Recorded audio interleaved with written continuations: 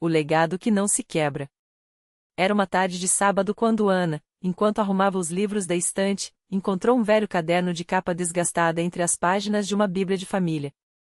Ao abri-lo, reconheceu a letra firme de sua avó, Dona Maria, cujas mãos, mesmo enrugadas pelo tempo, escreviam com uma fé que parecia esculpir cada palavra no papel.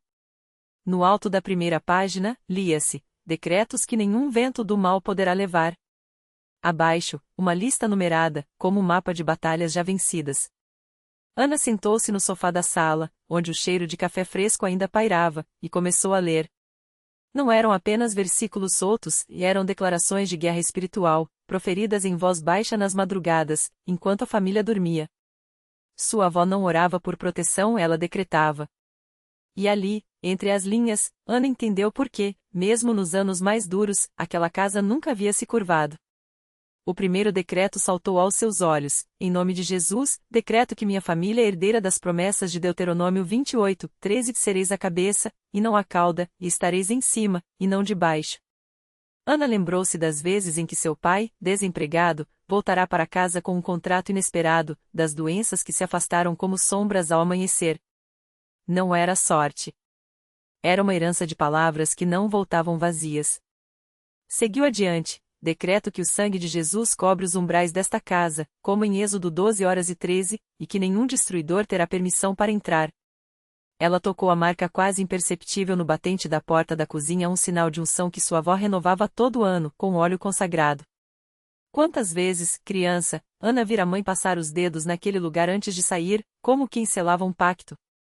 Os decretos se encadeavam como elos de uma corrente: proteção sobre os filhos, Salmo 91:11, sabedoria para as decisões, Tiago 1:05, restauração do que o inimigo roubara, Joel 2:25. Havia até um para os sonhos da família: decreto que os planos do Senhor para nós prosperarão, e não serão frustrados, conforme Jeremias 29:11.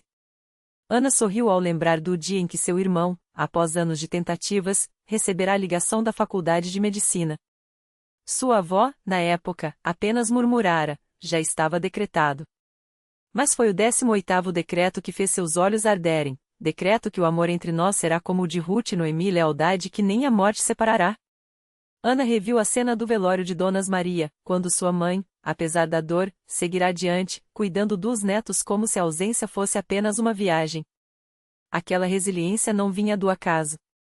O último decreto não era uma citações bíblicas, mas uma ordem simples, escrita em letras maiores: decreto que esta família será uma árvore plantada junto a correntes de águas, cujas folhas não murcham, e tudo que fizer prosperará, Salmo 1:3. E que, um dia, meus filhos e netos entenderão que a fé não é herança de sangue, mas de palavras que se tornam carne. Ana fechou o caderno, mas não o guardou. Em vez disso, pegou uma caneta e, na página em branco seguinte, começou a escrever seu próprio decreto, não como uma cópia, mas como um novo capítulo.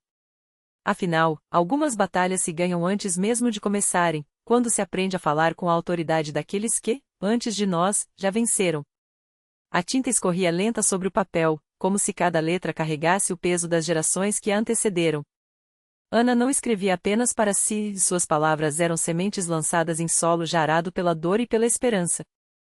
Decreto que meus filhos não herdarão apenas o nome da família, mas a memória de que a luz não se apaga, mesmo quando a noite se estende por anos, traçou, enquanto o vento batia nas vidraças da velha casa, como se o próprio tempo quisesse testemunhar. Do lado de fora, o jardim que sua avó plantara ainda resistia, apesar das geadas recentes. As roseiras, outrora exuberantes, agora se curvavam sob o peso de um inverno que parecia não ter fim. Mas Ana sabia: as raízes, invisíveis, continuavam vivas. Assim como as palavras que seu avô deixará no caderno, passadas de mão em mão como um segredo sagrado. Na sala ao lado, seu filho mais novo, Daniel, folheava um álbum de fotografias. As imagens desbotadas mostravam rostos que ele nunca conhecera: tios que desapareceram numa madrugada de 1972, uma prima que cruzara a fronteira com nada além de um endereço costurado na barreira do vestido. Porque a vovó nunca falou deles? Perguntara certa vez, quando ainda era pequeno demais para entender que algumas histórias só podem ser contadas quando o coração está pronto para carregá-las. Ana ouviu o rangido da cadeira e soube que Daniel se aproximava. Não se virou. Deixou que ele lesse por sobre seu ombro, em silêncio, como sempre fizera com seu próprio pai. O menino tinha os mesmos olhos do avô, aqueles que pareciam ver além do óbvio, como se enxergassem as costuras do tempo. Você também está escrevendo um decreto? Perguntou Daniel, a voz ainda trêmula da adolescência. Estou escrevendo o que já está escrito em nós, respondeu Ana, fechando o caderno com cuidado. Apenas dou nome ao que já existe. Ele não insistiu. Sabia que algumas respostas só chegavam quando se estava pronto para ouvi-las. Em vez disso, pegou o violão que descansava ao lado do sofá e começou a tocar uma melodia que seu bisavô compusera nos campos de refugiados. As notas, simples e repetitivas, preenchiam a casa como uma oração. Naquele momento, a chuva começou a cair. Não era uma tempestade, mas uma garoa fina, persistente, daquelas que molham a terra sem fazer barulho. Ana abriu a janela e deixou que o ar úmido entrasse, trazendo consigo o cheiro de terra molhada e de folhas velhas. Respirou fundo. Amanhã a gente planta as novas mudas, disse, mais para si mesma do que para Daniel. Ele assentiu, sem parar de tocar. Sabia que não se tratava apenas de roseiras. Naquela noite, enquanto a cidade dormia, Ana sonhou com uma árvore cujos galhos se estendiam além do horizonte. Em cada folha, um nome. Em cada raiz, uma história. E no tronco, gravado a fogo, o mesmo verso que seu avô escrevera décadas antes: tudo o que fizer prosperará. Ao amanhecer, ela acordou com a certeza de que algumas coisas não precisavam ser explicadas, apenas vividas. E que, no fim, a fé não era herança de sangue, mas de escolhas. De palavras que se tornavam carne, sim, mas também de silêncios que carregavam mais verdade do que qualquer decreto. A terra ainda estava úmida quando Ana afundou os dedos entre os sulcos recém-abertos. Daniel observava, as cordas do violão agora em silêncio, como se a música tivesse se dissolvido no ar denso da manhã. Não era preciso dizer nada. Ele conhecia aquele ritual, o jeito como ela pressionava a semente contra a palma da mão antes de deixá-la cair no solo, como se estivesse entregando um segredo à escuridão fértil. As roseiras antigas, aquelas que o avô de Ana plantara antes mesmo dela nascer, tremiam levemente com a brisa. Algumas ainda carregavam flores murchas, pétalas cor de vinho que se desprendiam ao menor toque. Ela as colheu com cuidado, depositando-as em um cesto de vime que já guardava outras relíquias, um botão de camisa de linho, uma chave enferrujada, uma carta amarelada com a caligrafia trêmula do avô. Para quando a memória falhar, escrevera ele na margem, como se soubesse que um dia as palavras precisariam de âncoras tangíveis. Daniel pegou o cesto e o levou até a casa, enquanto Ana ficava para trás, ajoelhada entre os canteiros. Quando voltou, trouxe 2 xícaras de chá de erva cidreira, o vapor subindo lento, como fumaça de um fogo que não queima. Sentou-se ao lado dela, oferecendo uma das xícaras sem pronunciar o nome que ambos evitavam desde a última carta, Marta. A irmã mais nova de Ana, que partirá há 3 anos com a promessa de voltar na primavera seguinte. A primavera havia chegado e se ido 4 vezes desde então. Acho que ela está bem, murmurou Ana, finalmente, os dedos apertando a porcelana quente. Onde quer que esteja. Daniel não respondeu. Em vez disso, tirou do bolso um envelope gasto, com o selo desbotado de alguma cidade distante. Dentro, um bilhete sem assinatura, apenas uma frase: as raízes não mentem, mas às vezes crescem onde menos esperamos. Ele o deixará guardado por meses, esperando o momento em que Ana estivesse pronta para entendê-lo. Ou talvez para não entendê-lo, mas para aceitá-lo como se aceita o vento que dobra os galhos sem pedir permissão. Ela segurou o papel contra a luz, como se as palavras pudessem revelar algo mais entre as linhas. Depois, dobrou com cuidado e o colocou no cesto, entre as pétalas e a chave. Não havia raiva naquele gesto, nem resignação. Apenas a quietude de quem sabe que algumas ausências são também uma forma de presença. O sol já estava alto quando começaram a regar as novas mudas. A água escorria em fios prateados, molhando a terra e os pés descalços de Ana. Daniel pegou o violão novamente, e desta vez a música que surgiu não era triste, nem alegre, mas algo entre as duas coisas, como o som de uma porta que se abre devagar, sem que se saiba ainda o que há do outro lado. Enquanto tocava, ele observou Ana pegar um punhado de terra e deixá-lo escorrer entre os dedos, como se estivesse contando algo que só ela conseguia ouvir. E talvez estivesse. Porque ali, entre o cheiro de terra molhada e o zumbido das abelhas nos arbustos, algumas coisas não precisavam de nome.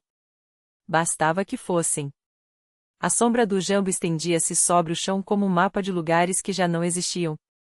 Ana deixou cair a última muda no buraco cavado, cobrindo as raízes com terra macia, enquanto Daniel parava de tocar apenas para ajustar os dedos no braço do violão, como se a música fosse um fio que não podia se romper. Não havia pressa. O tempo ali se movia em círculos, como a fumaça que mais tarde subiria da chaminé da casa, lenta e sem destino. Ela se levantou, sacudindo os restos de terra das mãos, e foi até o poço. A corda rangeu quando puxou o balde, e a água que subiu trouxe consigo o reflexo distorcido do céu, azul demorado, quase violetas nas bordas. Daniel a observava sem dizer nada, porque algumas coisas como o modo como a luz batia no rosto de Ana quando ela inclinava a cabeça para beber não cabiam em palavras. Ele voltou a dedilhar as cordas, agora uma melodia que parecia nascer do próprio silêncio, daqueles intervalos entre uma nota e outra onde moravam as coisas não ditas. 2 corvos pousaram no muro de pedra seca, observando-os com a indiferença dos que já viram muitos verões passarem. Ana molhou um pano na água do balde e passou pela nuca, pelo pescoço, como se pudesse apagar não o suor, mas algo mais antigo, uma marca que não era só sua. Depois, sentou-se na pedra lisa ao lado do poço, onde o musgo crescia em desenhos que lembravam mapas ou veias. Acho que a chuva vem hoje, disse ela, finalmente, como se estivesse apenas comentando o tempo, embora ambos soubessem que não era disso que falava. Daniel assentiu, sem parar de tocar. A música agora tinha o ritmo das gotas que antecedem a tempestade, espaçadas, quase tímidas. Ele lembrava da primeira vez que a vira, anos atrás, em um bar à beira da estrada, onde ela servia café para caminhoneiros enquanto contava histórias que não eram suas, como se carregasse nas mãos as vidas dos outros. Naquela época, Ana ainda sorria com os dentes à mostra, sem medo de que alguém visse as rachaduras. Você não vai perguntar? Ela disse, baixinho, como se a pergunta fosse para si mesma. Ele balançou a cabeça, porque algumas respostas só chegavam quando deixadas em paz, como sementes enterradas no inverno. O vento começou a soprar mais forte, trazendo o cheiro de terra úmida e folhas secas. As nuvens se amontoavam no horizonte, escuras e pesadas, como se carregassem não só água, mas também o peso de todas as coisas que haviam sido deixadas para trás. Ana fechou os olhos e deixou que o vento lhe tocasse o rosto, como se quisesse memorizar aquele momento antes que ele se desmanchasse. Daniel parou de tocar. O silêncio que se seguiu não era vazio, mas cheio de tudo o que haviam sido e do que ainda poderiam ser, se o tempo lhes desse essa chance. Então, a primeira gota caiu, grossa e morna, no centro da palma da mão de Ana. Ela abriu os dedos devagar, como se soltar algo muito frágil. E quando a chuva veio de vez, eles ficaram ali, lado a lado, deixando que a água lavasse a terra, as mãos, os restos de tudo que já não servia. Porque algumas coisas, afinal, só precisavam ser deixadas para trás para que outras pudessem nascer. A chuva caía agora em fios contínuos, tecendo uma cortina prateada entre o céu e a terra. Ana sentiu o cheiro úmido da terra se misturar ao do mato queimado, como se a própria natureza respirasse aliviada depois de tanto tempo segurando a respiração.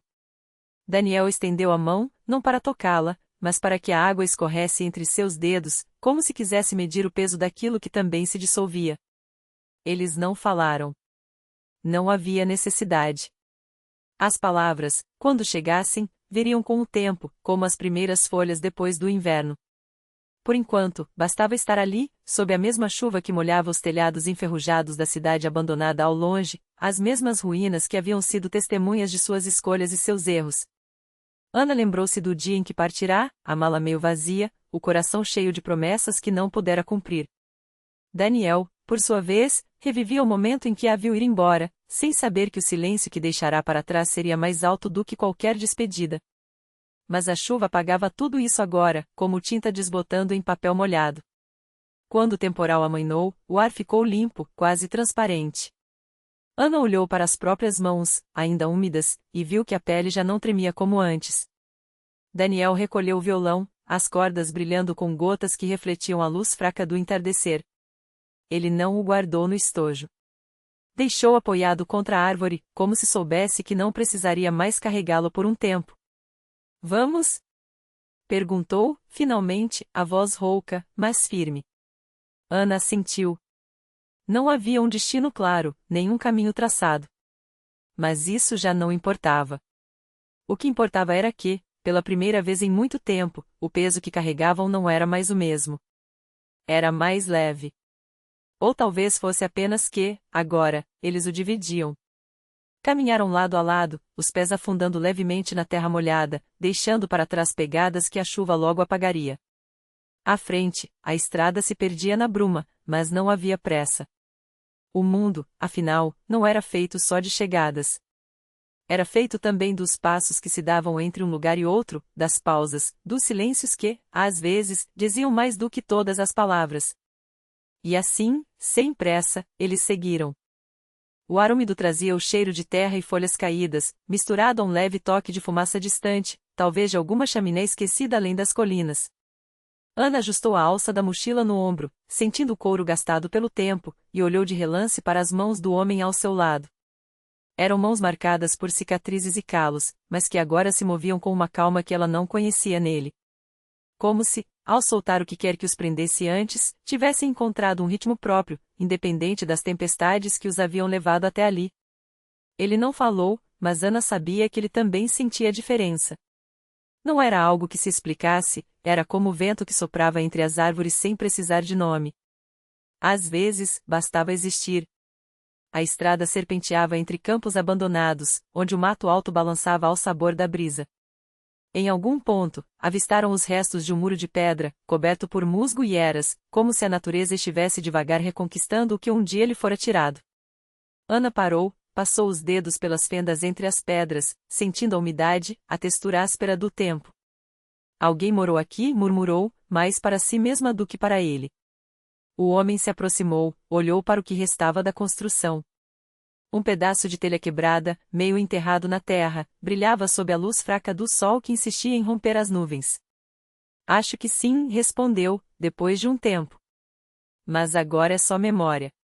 Ana sorriu, sem saber bem por quê. Talvez porque, pela primeira vez, a ideia de algo acabar não lhe parecesse triste. Era apenas parte do caminho. Seguiram em frente, e a bruma começou a se dissipar, revelando uma ponte de madeira sobre um riacho estreito. A água corria lenta, quase preguiçosa, refletindo o céu cinzento como um espelho embaçado. Ele parou no meio da ponte, apoiou as mãos na madeira desgastada e olhou para baixo. Você se lembra de como era antes? Perguntou, de repente. Ana demorou a responder. Não porque não soubesse, mas porque a pergunta não pedia uma resposta exata. Era mais como um convite para que os dois, juntos, recordassem algo que não estava apenas no passado, mas também no jeito como o ar cheirava agora, no som dos seus passos sobre as tábuas velhas. Lembro que achava que tudo tinha que ser de um jeito só, disse, por fim. Que a gente tinha que chegar a algum lugar, senão não fazia sentido. Ele assentiu, ainda olhando para a água. E agora? Agora, pensou Ana, agora ela entendia que algumas coisas não eram para serem seguras, nem permanentes. Eram como o riacho, seguiam adiante, mesmo quando não havia ninguém para vê-las. Agora acho que o sentido está aqui, respondeu, tocando levemente o corrimão da ponte. Neste exato lugar. Neste exato momento. O homem virou-se para ela, e por um instante, Ana viu algo em seus olhos que não era tristeza, nem alívio, mas uma espécie de reconhecimento silencioso. Como se, depois de tanto tempo, eles finalmente tivessem encontrado a mesma língua. Sem mais palavras, cruzaram a ponte e continuaram a caminhar. A estrada se alargava à frente, e o sol, agora mais alto, teimava em aquecer a terra. Não havia pressa. Não havia mais nada para provar. Apenas o caminho, e eles, lado a lado, aprendendo a carregar só o que fosse necessário. Os passos deles se sincronizaram sem que percebessem, como se o ritmo da estrada os tivesse ensinado a andar juntos sem precisar combinar. O vento levava consigo as últimas folhas do outono, e Ana observou como elas dançavam antes de pousar no chão, leves, sem resistência. Não era um adeus, apenas uma mudança de lugar. Ele parou por um instante para ajustar a alça da mochila, e ela aproveitou para olhar o perfil dele contra a luz. As rugas ao redor dos olhos, os fios brancos na barba, marcas que já não pareciam pesadas, mas como sulcos de uma história que, afinal, não precisava ser contada por inteiro. Bastava tê-la vivido. A gente poderia ter voltado antes, ela disse, mais para si mesma do que para ele. O homem sorriu, um gesto pequeno, quase imperceptível. Talvez. Mas acho que a gente só volta quando está pronto. E era a verdade. Não havia mais perguntas sem resposta, nem feridas abertas esperando cura. Apenas o entendimento de que algumas coisas, como o riacho, como o vento, não eram feitas para serem retidas. Eram para ser sentidas enquanto passavam. Seguiram em frente, e a ponte ficou para trás, cada vez menor, até se tornar apenas uma linha tênue entre as árvores. Não olharam para trás. Não era necessário. O caminho se abria, largo e tranquilo, e o sol, agora quente sobre os ombros, parecia dizer que ainda havia tempo. Não o tempo que mede, que cobra, que divide, mas aquele que se estica nos silêncios, nas respirações fundas, nos olhares que já não precisam se explicar. Eles caminharam até onde a estrada se perdia na curva, e dali em diante, não importava mais para onde levasse. O que importava era o jeito como, sem pressa, sem peso, eles finalmente haviam aprendido a carregar apenas o essencial, a memória do que os havia trazido até ali, e a certeza de que, daquele ponto em diante, tudo mais poderia ser leve.